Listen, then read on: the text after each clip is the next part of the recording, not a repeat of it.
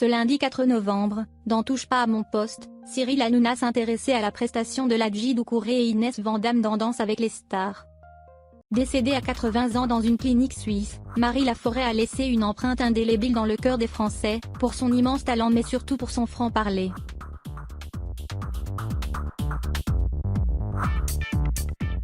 Il y a quelques années, celle qu'on surnommait la fille aux yeux d'or était revenue sur ses nombreux échecs amoureux, cultivant une solitude qu'elle assumait parfaitement.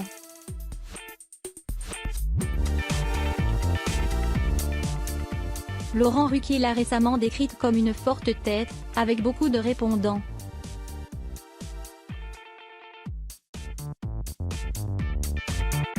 Tout au long de sa vie, Marie Laforêt n'a fait que le prouver, par ses actes, ses paroles mais également ses choix de vie.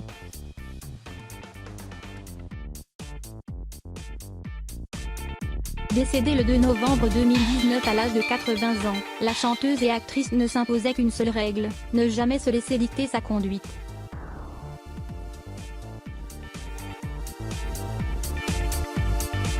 Une personnalité sulfureuse qui lui vaudra de nombreuses déconvenues en amour, elle qui s'est mariée à 5 reprises, sans jamais trouver celui qui lui fera définitivement croire au véritable âme sœur.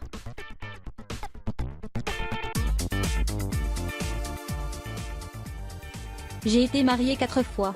Ce furent 4 enterrements, les miens, bien sûr, ironisait-elle d'ailleurs en 1998.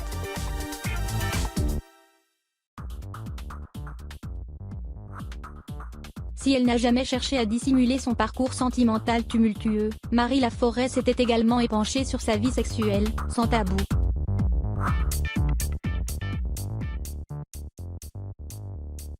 J'aime la solitude.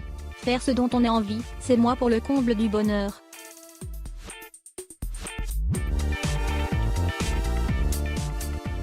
Les caresses et le reste, je m'en fous. Je ne fais plus l'amour depuis 10 ans, avait-elle confié dans les colonnes de Gala en 2005.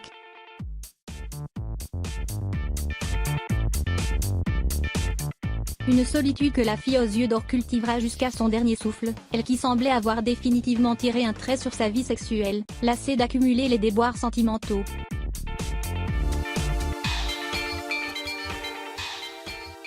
J'ai été malheureuse en amour mais j'en ris aujourd'hui, déclarait celle dont le public français conservera à jamais l'image d'une libre penseuse aux plaies encore ouvertes.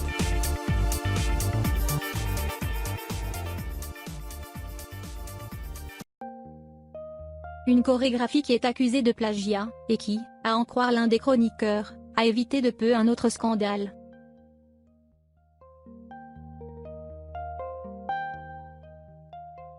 La polémique enfle.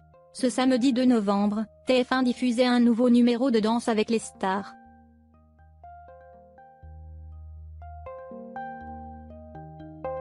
Les 5 personnalités encore en lice s'affrontaient au cours de 2 prestations.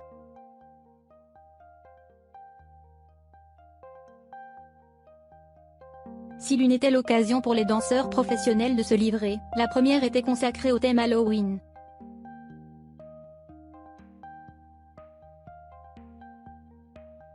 Ladji Doucouré et sa partenaire Inès Van Damme ont alors revêtu les costumes du Joker et de Harley Quinn.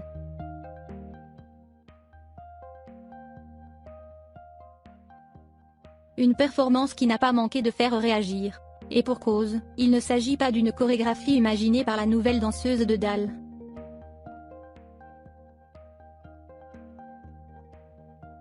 Mais d'une reproduction de celle déjà dansée dans la version américaine du programme.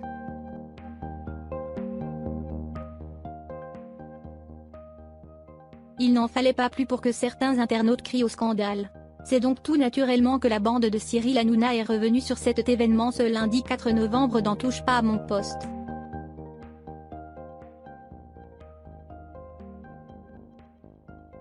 Les chroniqueurs sont unanimes. Ce n'est pas gênant. C'est une fausse polémique, lance-t-il à l'unisson.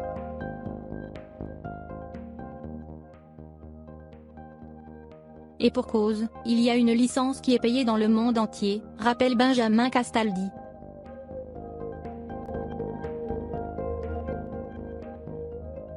En revanche, cette prestation a évité de peu une autre polémique, comme le révèle Géraldine Maillet.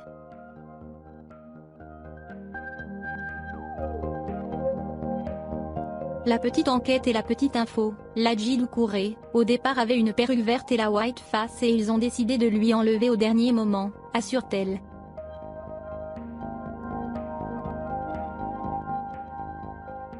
Ce qui n'aurait en effet pas manqué d'agiter la toile. Ce n'est pas la première fois que Danse avec les stars est accusé de plagiat.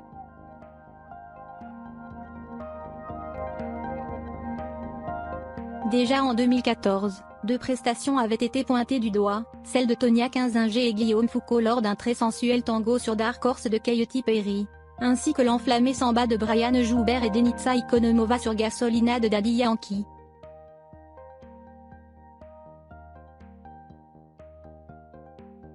Même musique, même décor, même pas de danse que des chorégraphies déjà exécutées aux États-Unis.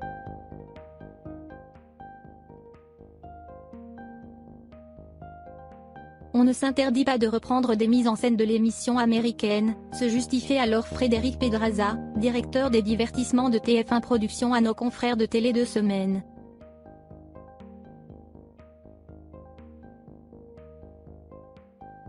Reste à savoir si la réciproque est également monnaie courante.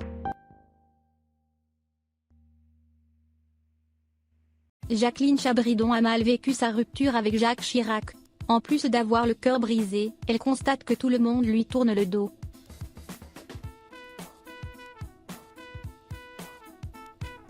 Tout sauf l'un des plus grands ennemis de l'ancien chef de l'État. Pour elle, Jacques Chirac a failli tout plaquer, sa femme Bernadette Chirac, ses ambitions politiques, Matignon qu'il occupe depuis quelques mois et ses envies d'Élysée.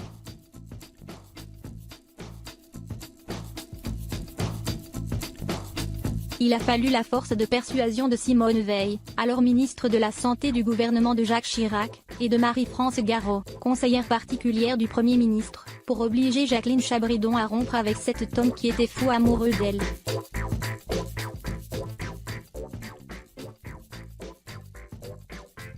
Leur dernier rendez-vous était courté par l'irruption d'un jeune chargé de mission de Matignon, Alain Juppé, et quelques semaines plus tard la maîtresse de Jacques Chirac se fait avorter en secret.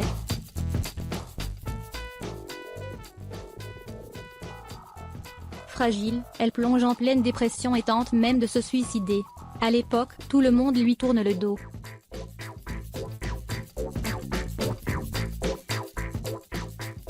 Plus personne ne prend de ses nouvelles.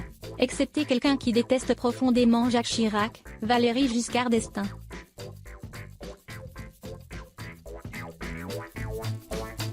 Dans son livre Tigre et Tigresse, Christine Claire raconte en effet que le président de la République a été touché par l'histoire de Jacqueline Chabridon, surnommée Marilyn dans le livre.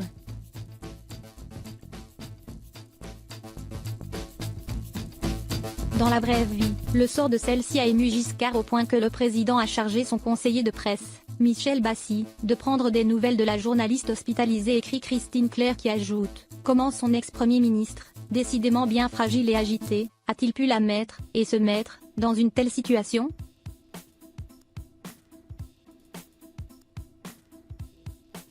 Tout au long de leur carrière, VGE et Jacques Chirac ne se sont jamais compris. Ni d'un point de vue politique, ni d'un point de vue privé.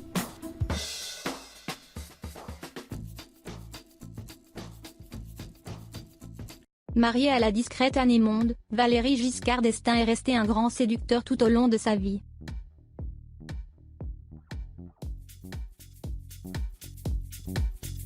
Il avait un faible pour les actrices et on lui a prêté des liaisons avec un certain nombre d'entre elles.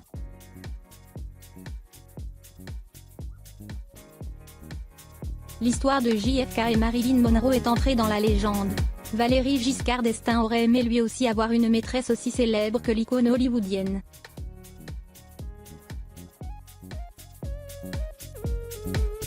Lors d'un séjour au ski à Méribel en 1966, il invite bien Brigitte Bardot à une fondue bourguignonne en compagnie d'une dizaine de fonctionnaires en vacances, mais l'actrice n'est jamais venue.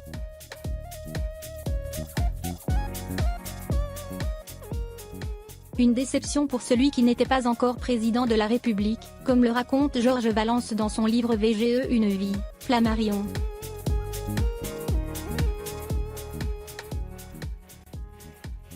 Car Valéry Giscard d'Estaing a toujours eu un faible pour les actrices. Marié à la discrète et réservée Anne Heyman, il est attiré par les étoiles.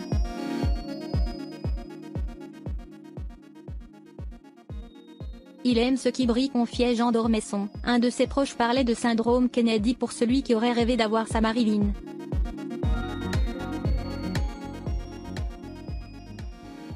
Il aimait séduire en général, il aimait séduire les femmes en particulier, déclarait sa fille Valérie Anne citée dans le livre.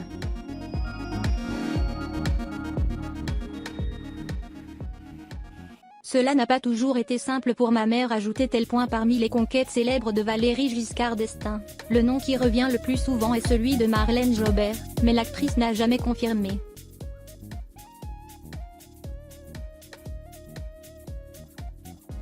On évoque également Mireille d'Arc ou encore Marie Laforêt, réputée mangeuse d'hommes.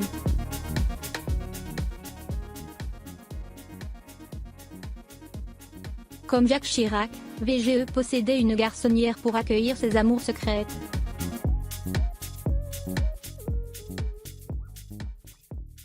Malgré ses nombreuses incartades, on le surnommait Valéry Folamour. Giscard est toujours resté marié à Anne Himoun.